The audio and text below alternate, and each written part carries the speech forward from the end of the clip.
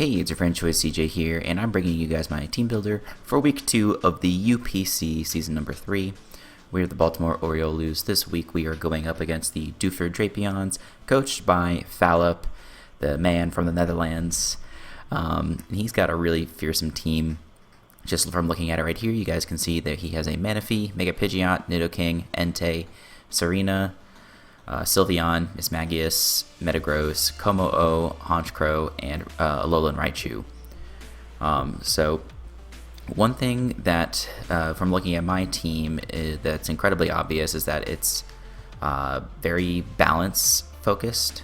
Like, it's not like super duper offensive. I mean, it's offensive. Like, I can play a very easy bulky offensive style, but it's easily exploited by Pokemon like Manaphy, like Pidgeot, like Nidoking, like Entei, that can come in and apply lots of wall-breaking pressure. So that being said, I think that I definitely have a disadvantage in terms of the matchup in this game. So I decided that I needed to take a different approach to team building this week. And I'm going to have to try and do this throughout the entire season, because with this style of team, there's like a tendency, like I can sort of fall into a trap of allowing it to become too passive. Like, I don't think it's passive by any means, but I just have all these good defensive mons, and it's like, well, let me just run these defensively. But in a case such as this, it's especially important for me to say, okay, that sort of playstyle is not going to work, so let me just bring a hyper-offensive team, and I think I've done a fairly good job with that. So let's just go ahead and hop on into it. We are starting off with Yoshimitsu, the Acelgor, Spike's Encore knockoff Final Gambit with Focus Sash. We're going to lead off with this, unless there's a really good reason why we shouldn't, because I want to get up some spikes to pressure his team. You know, it does stink that he's got a few immunities, being the Pidgeot, the Honchkrow, and the Mismagius. But, you know, I really want to limit the number of switch-ins that Pokemon like Metagross have, that Entei have, and, you know, weaken certain members of his team, so that way I can take them out more easily. I can revenge kill a lot more easily. Encore, in case he leads with something that can get up hazards on his own, I can Encore them into it. So, you know, if he leads with Metagross for whatever reason to get up rocks, or he leads with Nidoking, I can Encore that knockoff just as like a general useful move, and Final Gambit just to sort of snipe or, you know, spin block whatever I need to. And like if he leads with Mega Pidgeot, like I think I'm just gonna go ahead and straight up Final Gambit, because I have more than enough HP investment to kill most variants of Pidgeot. I also have enough in here to OHKO no HP Manaphy if I'm at full. I find it unlikely that he'll lead with Manaphy, but in any case, that's what we've done. And we put enough speed in here to outspeed Mega Pidgeot. And I could have put more, but I'll, in most cases, get the Unburden boost when my Focus Sash gets knocked down. Like, I have invested some in HP, but as you can see, I've put 0 into defense, and I put 0 into SpDef with a minus special defense nature. So hopefully we are getting, you know, effectively OHKO'd most of the time. Whereas, you know, by that I mean we just get brought down to our Sash, and then we can go for, you know, an emergency Spike, an emergency Final Gambit, go for Encore, knockoff, whatever we need to. He does have some removal options, but hopefully I'm just never going to give him a chance to remove hazards. That's kind of my strategy, which is certainly easier said than done. But one example would be with my my Nidoqueen. So I'm running a Choice Scarf Adamant Nidoqueen with Poison Jab, Crunch, Thunder Punch, and Stealth Rock.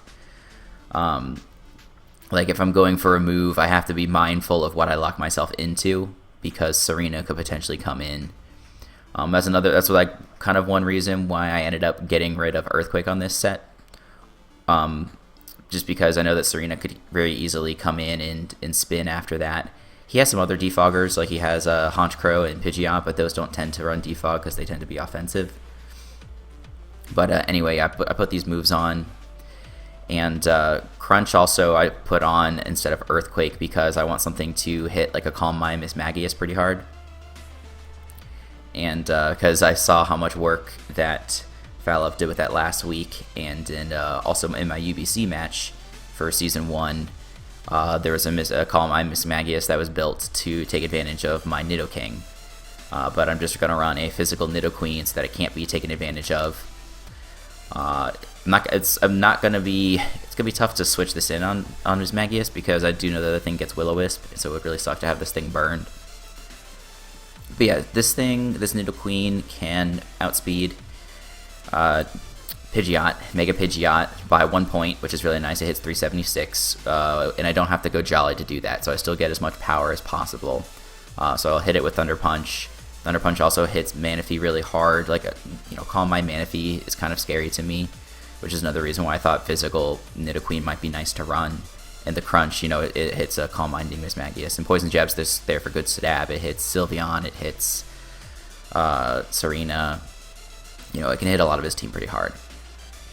And then, so in addition to my Choice Scarf Nidoqueen, my Xena, I'm running a Choice Scarf Animagus, aka Zoroark. U-Turn, Night Daze, Sludge Bomb, Extra Sensory. I wanted something that could, revenge something like Pidgeot if it was needed. Revenge, an outspeed Raichu, for example. And, or, a +1 Como-O, we could hit it up with Extra Sensory and do good damage. I'm kind of tempted to run Modest. I haven't really made up my mind. This is 309 speed. Like, this still is going to, like, it's not gonna outspeed. It's not gonna speed tie with Mismagius. What's this thing's base speed? 85. So it hits 295 speed, if I'm not mistaken. Yeah, 295 speed. Yeah, let's just go ahead and bring it down to. Let's bring it down to 296 speed. Oops. Hang on 1 second. Okay, we're back. That was a close call. I accidentally created a new folder for this team. But yeah, no, let's go ahead and just bring it down to here, because this will outspeed like a Adamant Entei. Put that into there, just because. And yeah, this will give me a little bit of extra power to hit Mismagius and stuff like that. And it also still outspeeds a +1 Como-O. And I can hit it up with Extra Sensory and do like 75% to it. So I think this is worth it. Okay, so that's my Zoroark set. And obviously U-Turn is there for nice momentum. And yeah, otherwise the coverage moves are just really nice. So next up we've got Hellcat. Pretty basic set. Psyshock, Shadow Ball, Thunderbolt, Roost.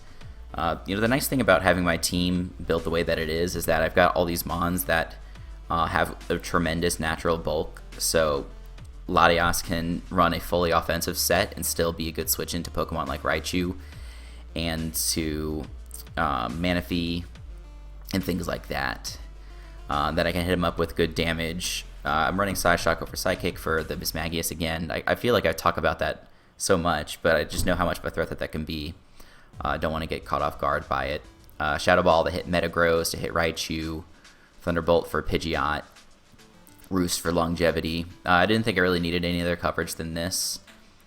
And while something like Draco Meteor might have been nice, because, he's got his Sylveon, and he also has, what's his Steel type?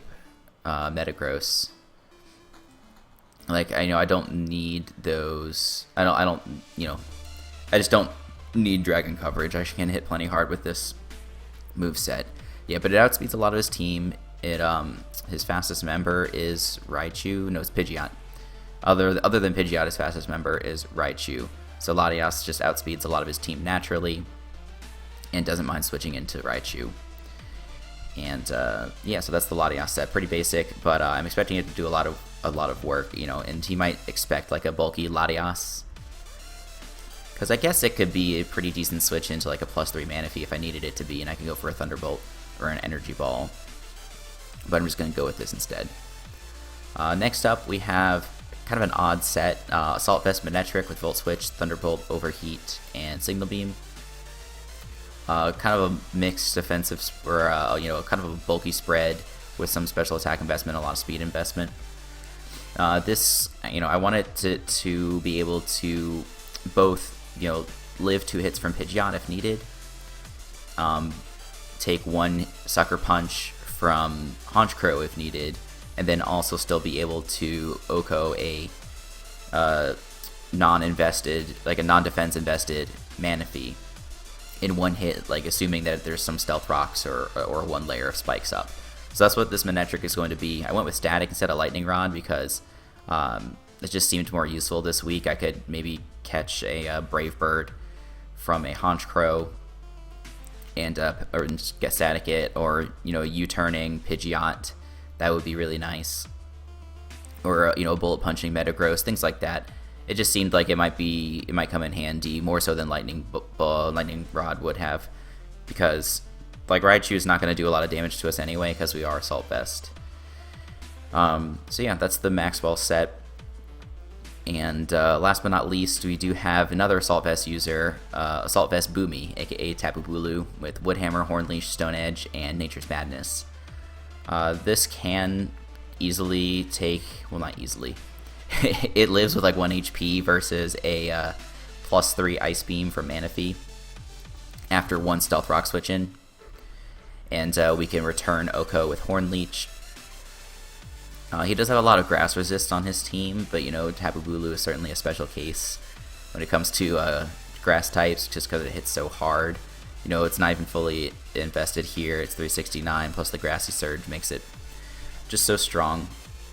And even if I am anticipating him to switch in a resist, I can just go for Nature's Madness and do 50% to it. So no, it doesn't really matter if they resist my Grass Stab. I can still do a ton of damage. And yeah, this investment, like I said, allows us to live a +3 Ice Beam. I put just a little bit into speed in case he tries to speed creep with something like Sylveon. If he wants to go to like 187 or 189, I am at 190. So that's pretty nice for me. It's not a great switch into a ton of other things on the team. It's a pretty good Raichu switch in most likely. It can come in on Miss Magius as long as it's not going to burn us. It can take 1 Hyper Voice from a Specs Sylveon. But it's really just here for the Manaphy. Like, I'm trying to go, to counter it as offensively as possible. But I figured having 1, potential switch in would be nice. And it's funny too because this can actually take a Hurricane from a Pidgeot as well, and retaliate with a Stone Edge that will not miss due to no guard. So that's my plan this week. So that's the team, and it's definitely going to be a tough matchup. Like, if we lose this, I'm I'm not going to be that upset about it just because I don't think it's in our favor. And don't get me wrong, I'm not trying to say that Phalop isn't going to deserve the victory if he gets it. He certainly will deserve it. He deserves credit for drafting most of this team.